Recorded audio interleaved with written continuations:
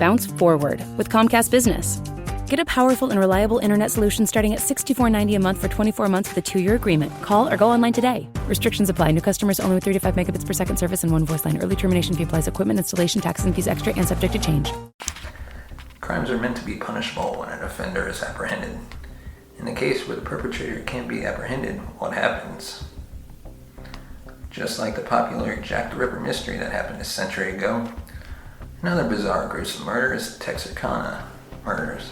The name was coined by the news media when a series of unsolved murders and violent crimes were committed in Texarkana in the spring of 1946 by an undivulged serial killer known as the Phantom Killer, which some call Phantom Slayer. This undivulged killer committed an atrocity within 10 weeks.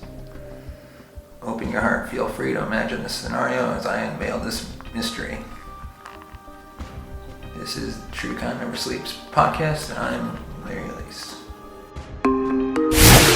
Welcome to the all-new True Crime Never Sleeps podcast with your host, Larry Lease.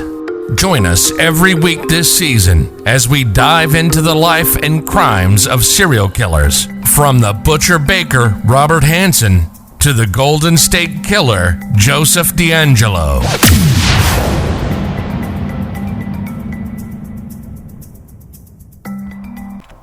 During the spring of 1946, there was a series of murders and gruesome attacks in the tiny town of Texarkana, located on the Texas-Arkansas border. These incidents caused intense fear in the hearts of residents of this town. Separate attacks that took lives and left some with severe injuries from fatal assaults. Those who had an encounter with this ordeal were couples or appeared to be a couple. Its horrific acts sent the town of Texarkana into a serious state of panic throughout the summer. The people couldn't live freely. Residents heavily armed themselves as they didn't know who could be the next victim. Residents locked themselves indoors while police patrolled streets and neighborhoods. Many businesses lost customers at night. Stores sold out of guns, ammunition, locks, and many other protective devices. Most of the town hid in fear inside their houses, while some in hotels, sometimes even leaving town. Some youth took matters into their own hands by trying to bait the phantom so they could kill him. Rumors spread within the town, including that the killer was caught, or that a third and even fourth double homicide had been committed. At around 11:45 p.m. on Friday, February 22nd, 1946, Jimmy Hollis, who was 25 years of age when the incident occurred, and his girlfriend, Mary Jean Larry, who was age 19, parked on a remote road known as Lover's Lane after they had both seen a movie together. The area was some feet off Robinson Road, 100 yards from the last row of city homes.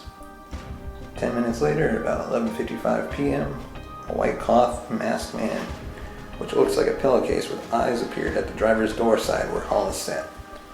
The masked man shined a flashlight in the window, which made Hollis so unsure if it was some sort of prank. Hollis replied to him he had the wrong person, to which the man responded, "I don't want to kill you, fellow, so do what I say."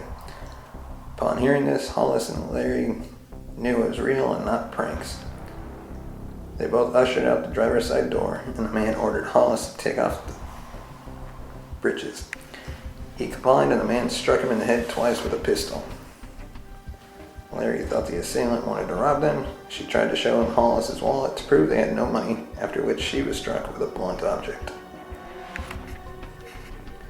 The assailant ordered her to stand. She did stand, and he told her to run. Initially, she tried to flee toward a ditch, but the assailant ordered her to run in a different direction up the road. While she tried to make it to safety, she spotted an old car that was parked off the road but found it to be empty. She was again confronted by the attacker, who asked her why she was running. She responded that he had told her to do so. He called her a liar before knocking her down and assaulting her sexually with the barrel of his gun. After the assault, she fled on foot, running about half a mile to a nearby house. She attempted to call for a car passing by the residence, but she was ignored. She was able to awaken the residents of the house and phone the police. On the other hand, Hollis had regained consciousness and managed to flag down a passerby on Richmond Road. The motorist, who was scared, left Hollis at the scene and drove to a nearby funeral home where he was able to call police.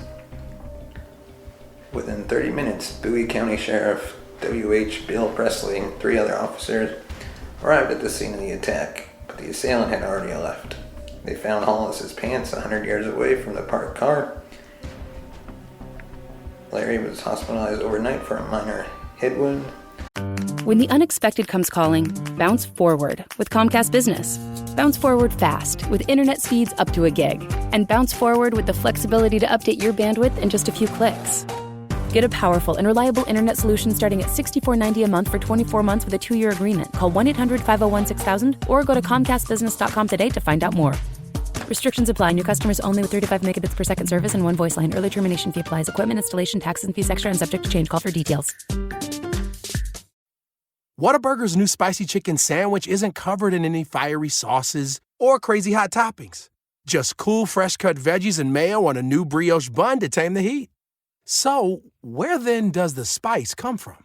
Well, the all-white meat chicken is marinated and then fried to a tender crisp. So really, this spice comes from within. Good thing there's the new limited-time spicy chicken sandwich at Whataburger. Available by dine-in, drive-thru, curbside, and delivery. Hollis was hospitalized for several days to recover from multiple skull fractures which he suffered from. They both survived the attack. The pair gave conflicting reports to law enforcement as to what their attacker looked like. Larry claimed the man was wearing a white bag over his head with cutouts for the eyes and mouth, and that she could see under the mask that he was African American. Hollis, with a different report, claimed the man was white and around 30 years old, but conceded he could not distinguish his features as he had been blinded with a flashlight. The incident took a different turn at the second occurrence, and this was the first double homicide of the Texarkana murder. On Sunday, March 24th, 1946, between 8:30 a.m. and 9 a.m., a passing motorist saw a car parked on the popular Lover's Lane named Rich Road, now South Robinson, close to a night spot called Club Dallas. The motorist at first thought that both were asleep. Richard Griffin, who was 29, and Pauline Moore, age 17, who was his girlfriend for about 6 weeks into a relationship with him, were found dead in Griffin's 1941 Oldsmobile sedan on Sunday, March 24th, 1946. Griffin was found between the front seats on his knees, with his head resting on his crossed hands and his pockets turned inside out. Moore was found sprawled face down in the back seat. Based on a blood-soaked patch of earth near the car, suggested to police that they had been killed outside the car and placed back inside. Griffin was shot twice. Both had been shot once in the back of the head, and both were fully clothed. A .32 cartridge shell was also found, possibly shot from a Colt pistol, wrapped in a blanket. Local rumor had it that a sexual assault had also occurred, but modern reports refuted this claim. By March 30th, 1946, police posted a $500 reward to gain any new information on the case, which would lead to the arrest and conviction of the person or persons responsible. However, the rewards yielded no fruitful clues or suspects, instead produced over 100 false leads. The incident yet continued claiming another set of lives. On a musical evening of Saturday, April 13, 1946, Betty Jo Booker, who was age 15, was playing her alto saxophone in her regular weekly gig with her band at the VFW Club at West 4th and Oak Street. Wow. Around 1:30 a.m. Sunday, April 14th, her friend Paul Martin, who was age 17, arrived to pick her up from the performance. This was the last time the pair was seen alive. Martin's body was found around 6:30 a.m. that morning by Mr. and Mrs. Weaver and their son, lying on its left side by the northern edge of North Park Road. Blood was found further down on the other side of the road by a fence. He had been shot 4 times, once through the nose, and again through the left fourth rib from behind, a 3rd time in the right hand, and finally through the back of the neck. It was a gruesome murder indeed. On the other hand, Booker's body wasn't found until about 11:30 a.m. behind a tree about 2 miles away from Martin's body. She was found by members of the Boyd family, along with her friend Ted, who had joined the search party. Her body was lying on its back, fully clothed, with the right hand in the pocket of the buttoned overcoat. Booker had been shot twice, once through the chest and once in the face. The weapon used was the same as in the first double homicide, a .32 automatic Colt pistol.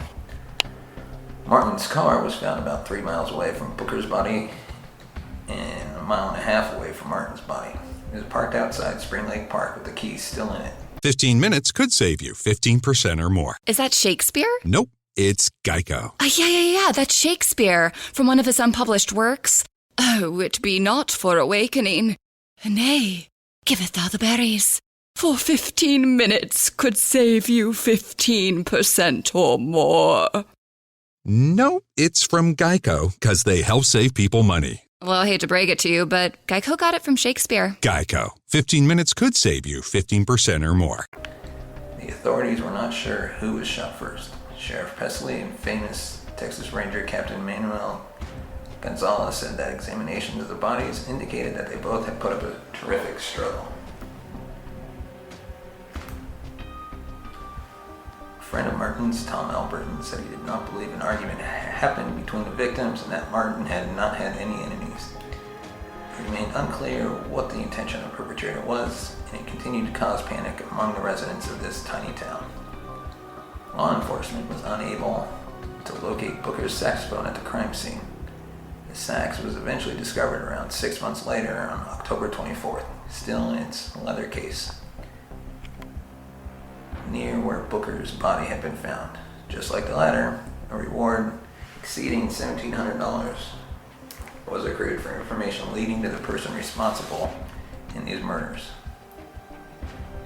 Several rumors began circulating across the area, one suggesting a local minister had turned in his son as a suspect in the murders. On April 18th, the captain stated to the police during a press conference verifying that the murderer had not been caught, and that rumors circulating among the public were a hindrance to the investigation and harmful to innocent persons. The Phantom Killer continued to be invisible despite still committing these gruesome atrocities. The last recorded homicide of Texarkana was on Friday, May 3rd, 1946, before the hour of 9 p.m. Virgil Starks, who was age 37, a farmer and welder, was in his modest ranch-style house off Highway 67 East, almost 10 miles northeast of Texarkana. He turned on his weekly radio show, and his wife, Katie, age 36, gave him a heating pad for his sore back. He sat in his armchair in the sitting room, which was just off the kitchen in the bedroom. While Katie was in her bedroom lying on the bed in her nightgown, she heard something from the backyard and asked Virgil to turn down the radio. Seconds later, while Virgil was reading the May 3rd edition of the Texarkana Gazette, 2 shots were fired into the back of his head from a closed double window 3 feet away. Katie did not hear the gunshots. Instead, she thought she heard what sounded like the breaking glass.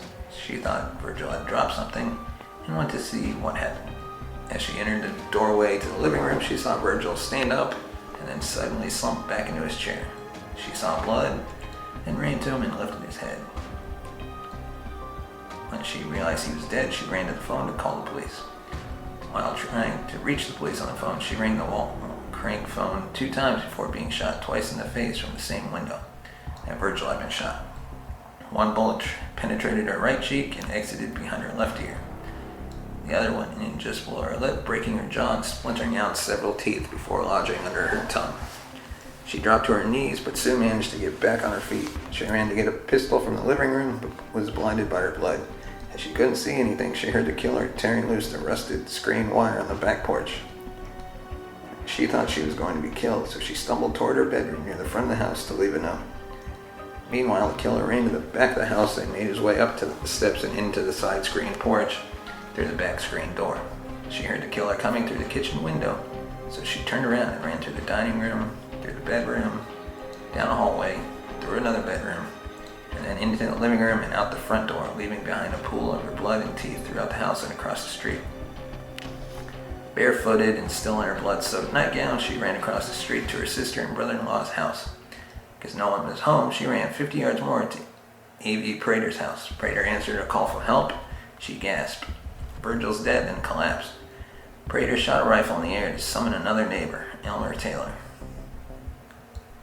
Prater called Taylor to bring his car because Starks had been shot. Taylor, along with Mr. and Mrs. Prater and their baby, rode Mr. Starks to Miller County Health Unit at 503 Walnut Street. Mrs. Starks gave Mrs.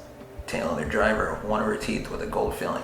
She was in a semi-conscious state, slumping forward on the front seat. Although she lost a considerable amount of blood, she showed no signs of going into shock, and her heart rate remained normal. Local County Sheriff W.E. Davis, who became head of the investigation, questioned Mrs. Starks in the operating room. The news was printed on the front page the next morning, reading, "Murder Rock City again, farmer slain, wife wounded." 4 days later, Sheriff Davis talked with Starks again at the hospital.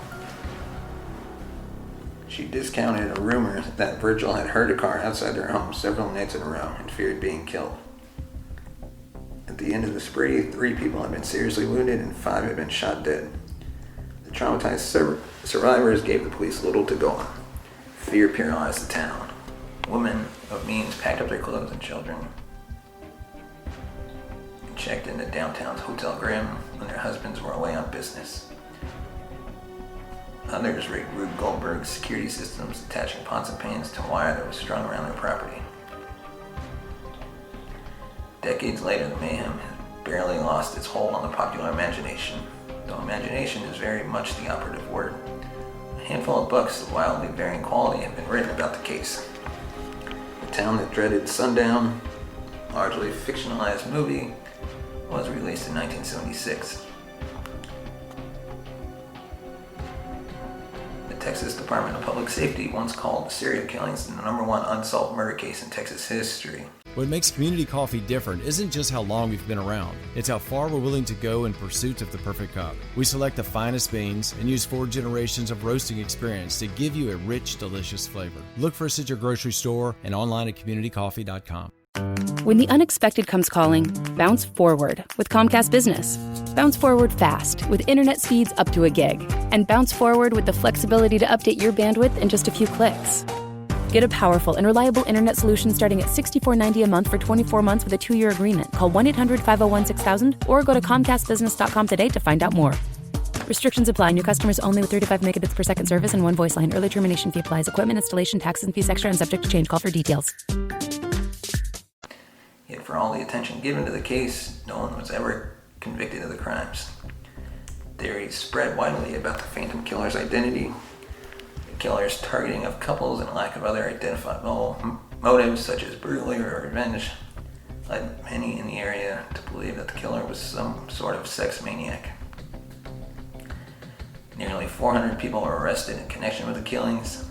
Suspects included a University of Arkansas freshman who committed suicide in 1948, an escaped German POW, an LA resident who believed he may have committed the crimes while in a coma. Many people believe that a local man named Swinney, arrested in 1947 for auto theft, was the Phantom. His wife confessed to as much at the time, but by law she could not testify against her husband.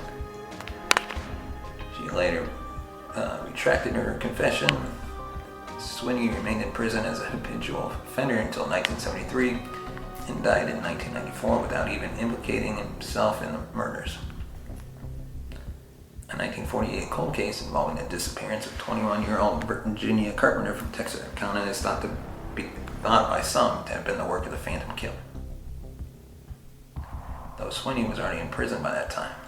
And in 1999 and 2000, an anonymous woman contacted surviving family members of the Phantom victims to apologize for what her father had done. But Swinney never had a daughter. Regardless of the killer's true identity, the town he traumatized has never been the same since the spring of 1946. Yet while other towns may have tried to forget such a gruesome legacy, Texarkana embraced it. When The Town That Dreaded Sundown was filmed during 1976, locals were cast as extra. Every year around Halloween, the movie is screened at Spring Lake Park, near where one of the murders took place. The Texarkana murders remain unsolved to this day. Whoever hid behind that white mask, chances are that after almost 70 years, he no longer lurks on the streets of Texarkana. Complicated crime case that lives in the hardened book of the history of the people of Texarkana. Could there be more mystery than we know today? Join the conversation on our Twitter page at True Crime NS. It's at True Crime NS. I'm Larry Leese, and this is the True Crime Never Sleeps podcast. Thanks for listening. Thank you for listening to the True Crime Never Sleeps podcast. Follow us on Twitter at True Crime NS. Like us on Facebook at True Crime Never Sleeps. Tune in next week for an all-new episode.